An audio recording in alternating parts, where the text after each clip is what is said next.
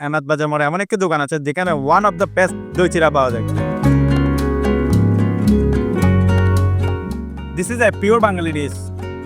এর প্রথম ইনগ্রিডিয়েন্টস হচ্ছে প্লেটন রাইস মানে চিড়া, এরপর আসে খাঁটি দই। হ্যাঁ অবশ্যই কাটে, নিজেরাই বানাই, দুধটা বাইরে থেকে কালেকশন করি। দইয়ের টক ভাবকে ব্যালেন্স করতে দেওয়া হয় চিনি আর সামান্য লবণ। এর একেবারে শেষে দেওয়া হয় গুড়। কেউ গুড় দিয়ে খেতে চায়, চিনিটা খেতে চায় না, সেজন্য আমরা গুড়ও ইউজ করি, চিনিও ইউজ করি, যার যেটা পছন্দ সেটা নিতে পারে। প্রায় 80 বছর ধরে তারা এই ব্যবসাটাই করছেন।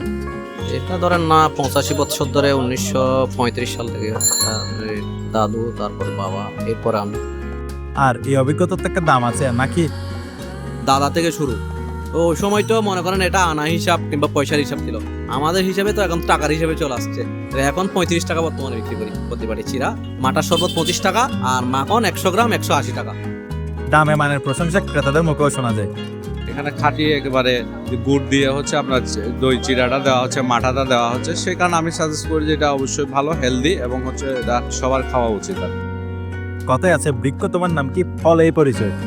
তা আমরা সাইনবোর্ডের উপর নির্ভরশীল না, আমরা হচ্ছে গিয়ে খাবারের মানটা নিয়ে সবচেয়ে বেশি। কারণ আপনার খাবার যদি মানসম্মত না হয়, কাস্টমারের কাছে যদি এটা গ্রহণযোগ্য না হয়, তাহলে আপনার সাইনবোর্ড দিয়ে কোনো কিছু হবে না। সাইনবোর্ড দিয়ে সাময়িক টিকা যায়, ভবিষ্যৎ পরিকল্পনাকে দীর্ঘায়িত করা যাবে না। তারপরেও কেউ জানতে চাইলে বলবেন দইয়ের অরিজিন তার কি হলো